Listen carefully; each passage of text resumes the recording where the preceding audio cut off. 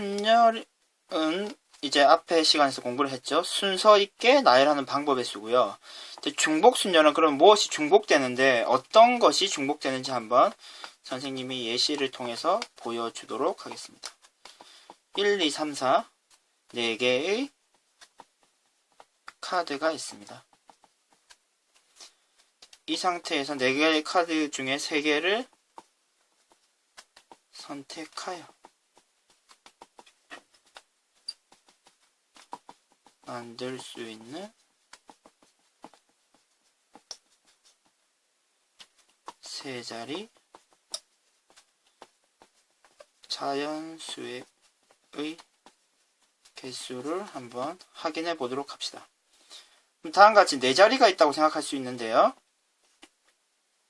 그런데 카드를 중복 사용할 수 있습니다. 따라서 그러면 첫 번째 자리에 들어갈 수 있는 카드는 1, 2, 3, 4 모두 가능하죠. 4장 당연히. 그런데 앞에 순열에서는 앞에 쓴 카드를 쓰지 못하게 했는데요.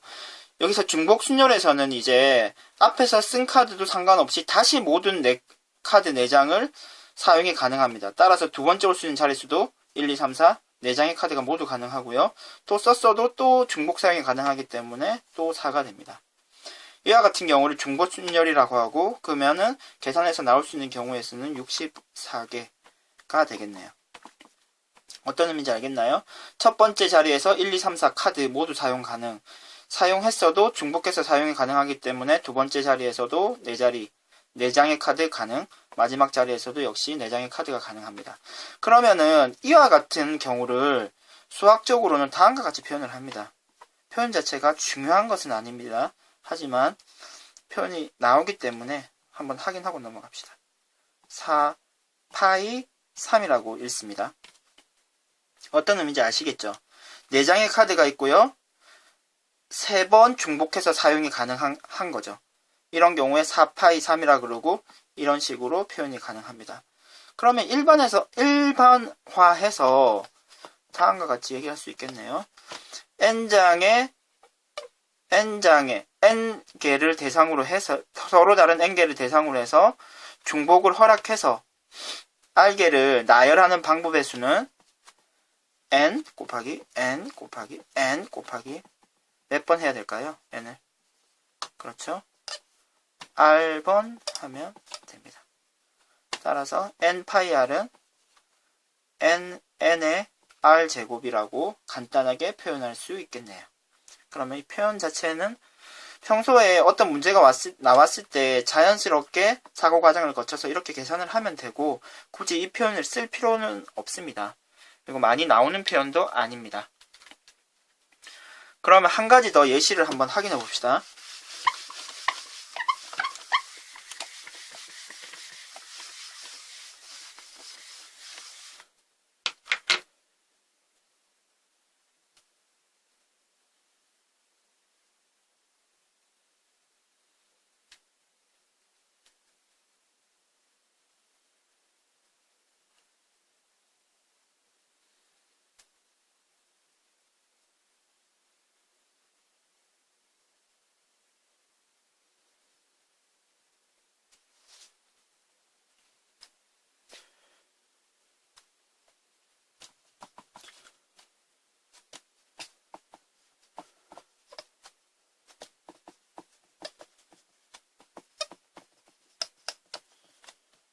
서로 다른 5통의 편지가 있습니다. 서로 다른 3개의 우체통에 편지를 넣는 방법의 수는 몇 가지가 될까요? 조금 헷갈릴 수 있어요. 5를 3번 해야 될지 아니면 3을 5번 해야 될지. 그렇기 때문에 그 공식에 얽매일 필요도 없고 늘 상황을 확인해야 됩니다. 다음과 같은 우체통이 있습니다. 우체통이 3개가 있죠. 그리고 이제 구멍에 편지를 집어 넣어야 되는데요. 늘 상황을 생각하면 됩니다. 첫 번째, 그러니까 이 통이 와서 편지를 고르는 건 아니죠. 이 편지가 이 통에 들어갈지 1통에 들어갈지 2통에 들어갈지를 결정하는 겁니다. 그러면 이 편지도 또 그 편지가 들어갔다고 해서 그 우체통 얘가 못 들어갈 이유는 없죠. 당연히 이렇게 가능합니다. 그리고 이 편지도 당연히 또 가능하죠. 따라서 지금 어떻게 해석이 가능할까요? 3 가능합니다. 가능하고요. 가능하고요. 이것이 모두 곱하기 처리가 되겠죠. 편지가 2장 더 남았네요. 이렇게 처리가 가능합니다. 계산을 하면요. 243이 되고요. 굳이 표현을 한다 그러면 3파이 5가 되겠네요. 3의 5승이 되는 거죠. 이해되셨나요? 그러면 또 중복순열과 관련해서 많이 나온 예시 중에 하나인데요. 함수의 정의를 한번 생각하면서 함수의 개수를 중복순열을 이용해서 계산을 해봅시다. 근데 이 상황에서도 중복순열이라고 생각하는 것이 중요한 것이 아니고 자연스럽게 상황을 이해하고 문제를 풀어나가면 됩니다. x집합 그리고 y집합 이렇게 됐을 때 x에서 y로의 함수의 개수는 몇 가지일까요? 그럼 x가 정의열이 되겠죠? y가 또 공역이 됩니다. 그러면 여기서 함수의 정의를 여러분들 모두 정확하게 알고 있어야 되죠. 정의역에서 모든 원소들은 다른 y쪽의 원소와 연결이 돼야 되죠. 없는 원소가 있으면 안 되죠. 모두 연결이 돼야 됩니다. 그리고 하나씩만 연결이 돼야 되죠. 다음과 같이 어떤 한 원소가 2개의 원소와 연결이 되면 안 됩니다. 따라서 지금 A가 다음과 같이 연결이 되는 경우가 가능한 거죠. 그럼 A가 만약에 1과 연결이 됐다 그러면 B가 1과 연결이 못 되나요? 아니죠.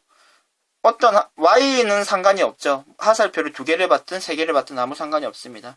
따라서 B도 이렇게 4가지가 가능하고요. C도 4가지가 가능한 거죠. 아주 복잡해졌네요. 상황만 이해하고 이해를 하면 될 것 같습니다. 그래서 계산은 어떻게 하나요? A가 갈 수 있는 경우의 수 4가지, B가 갈 수 있는 경우 4가지, C도 4가지에 갈 수 있네요. 그러니까 아까 전에 계산한 지금 상황을 이해하고 나서 보니 아까 전에 그 중복순열과 같은 모양이 됐구나 이렇게 생각할 필요도 없는 거죠. 바로 444 곱하기 64라고 계산하면 바로 정리가 되는 거죠. 그러니까 늘 중복순열이다 순열이다 이런 것을 구별하는 것이 중요한 것이 아니고 상황을 이해하고 그것의 경우의 수를 우리가 알고 있는 곱의 법칙이라던가 합의 법칙 다양한 방법을 통해서 계산하는 것이 중요합니다.